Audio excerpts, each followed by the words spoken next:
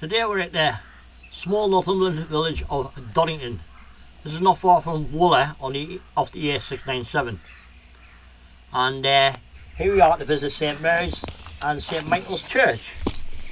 And this church consists of a baptistry, and which has our porch opens, a nave, a 3-bay north aisle, a chancel, a north vestry, and it's generally a conventional church for one, and it is virtually unique because the orientation is reversed to the normal, the chancel being the west end and the baptistry at the east. So let's have another look at this pretty church inside.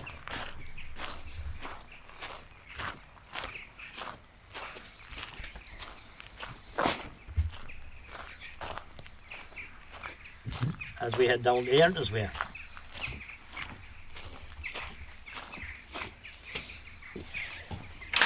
And it's open most of the time, which is quite a nice change.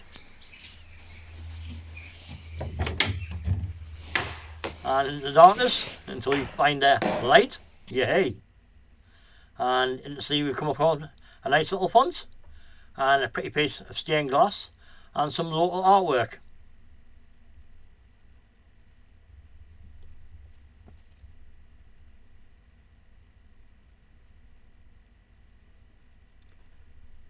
This is a baptistry which was formerly the chancel at one time.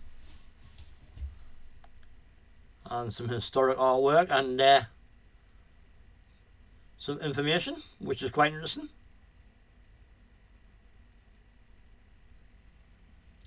And across the top we see this inscription.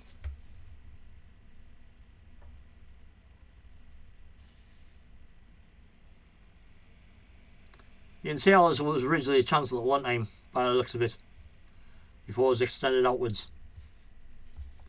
And now we see down to the new chancel and the nave.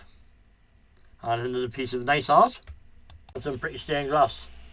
And the church that originally stood here was built in the 12th century out of wood with a tower. And then again, the 13th century it was changed yet again, and in the 18th century the old choir in Northern Aisle was abandoned. The Norman south door of the nave was removed, and a new door and small porch made in the southern wall of the present choir.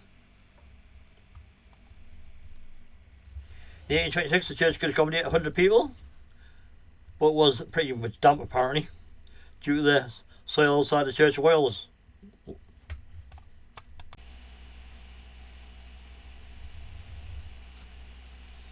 And now we see an interpretation board. And a lot of stained glass was dedicated to her by locals in the area and as far afield as Gateshead.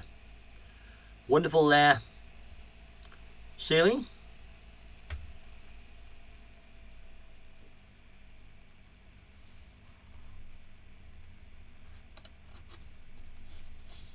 And an interesting organ. Quite pretty with the ornate organ pipes.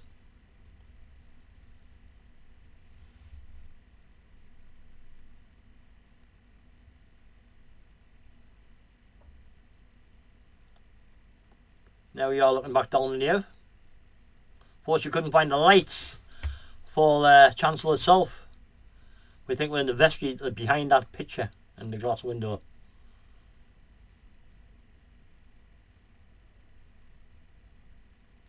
Lovely arches. Very well kept and maintained. And there's a bell.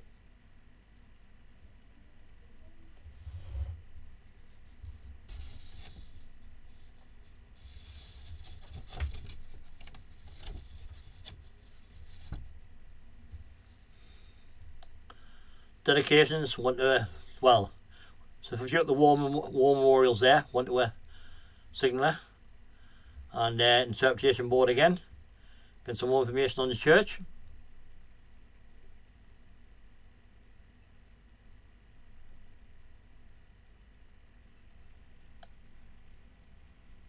Quite low ceiling this, and you can see that it's been an additional add-on at a later date.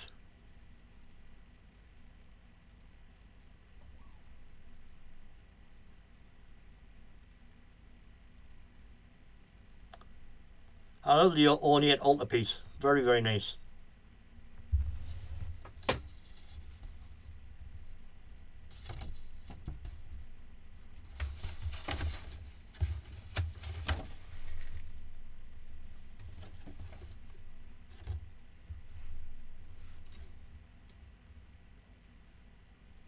God so loves the world.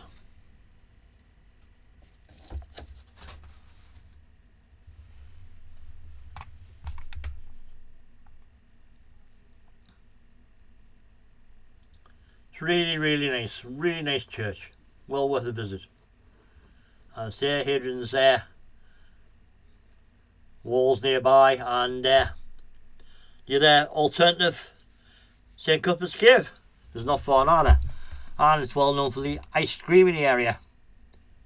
And of course there's Wooler, which is the major town near it, which has an interesting distillery.